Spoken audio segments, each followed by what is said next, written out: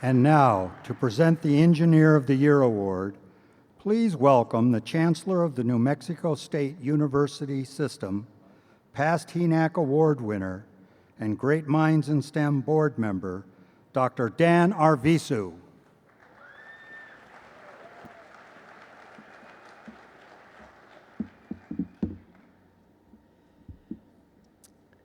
Attending college at the Universidad de Carabobo in Venezuela in the early 1970s, Dr. Rafael Reif had next to no access to textbooks to review the materials that his professors taught in class.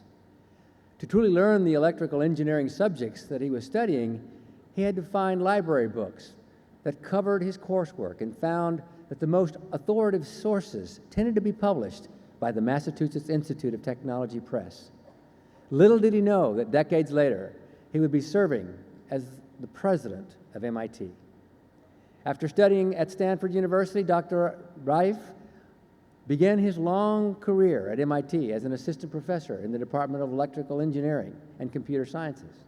And it wasn't long before he was awarded a U.S. Presidential Young Investigators Award. He quickly rose through the academic ranks, gaining tenure as a full professor within 5 years of his arrival, and was soon named the director of the Institute's Microsystems Technology Laboratories. In 2005, Dr. Reif became the provost of MIT and helped create and implement the strategy that helped the Institute weather the worldwide financial crisis. He was instrumental in the school's efforts to drive the growth of MIT's global strategy, promoted a major faculty-developed effort to address challenges surrounding the issue of race and diversity, and assisted in the launch of the Institute of Medical Engineering and Sciences. Since Dr. Reif was selected to serve as the 17th president of MIT in 2012, he has been leading a champion of both fundamental science and the Institute's signature style of interdisciplinary, problem-centered research. He's also pursued an aggressive agenda of innovation and entrepreneurship. Among the many new programs that Dr. Reif has helped shepherd at MIT as an administrator are the groundbreaking online education programs, MIT-X and edX, an open online learning platform that has already engaged more than 16 million unique learners. As part of a broader overhaul, he spearheaded the institute-wide task force on the future of MIT education, which spurred rapid adoption of blended learning models in MIT classrooms and has championed the rollout of a MicroMaster's credential from MIT-X, the Institute's portfolio of massively open online courses. His work on MIT-X earned him the 2012 Tribeca Disruptive Innovation Award, and in 2015, the Woodrow Wilson National Fellowship Foundation honored him with the Frank J. Talpin Jr. Public Intellectual Award for his leadership in envisioning what education must become in a global digital and information economy. In addition to MIT-X and edX programs, he has been instrumental in the launch of the MIT Integrated Learning Initiative, an exploration of the deep mechanisms of learning aimed at making teaching more effective. It is rare to find an individual of such extraordinary talent and accomplishment, and at the same time, someone as grounded, humble, and engaging. Ladies and gentlemen, damas y caballeros, it is my great privilege and honor to present the 2018 Engineer of the Year Award to Dr. Rafael Reif.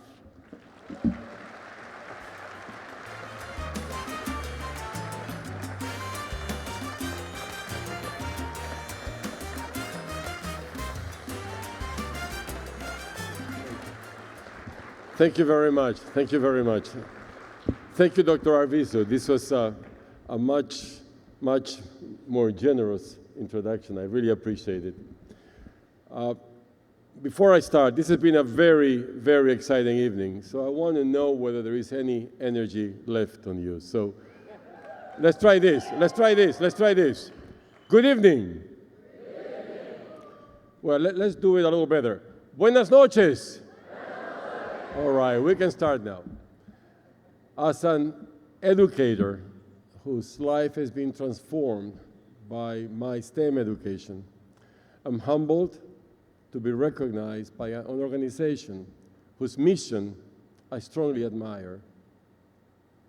When I think about the community that Great Minds in STEM aims to serve, I'm reminded of my own childhood. For those of you who have never been to Boston, I must tell you that my accent is not really a Boston accent.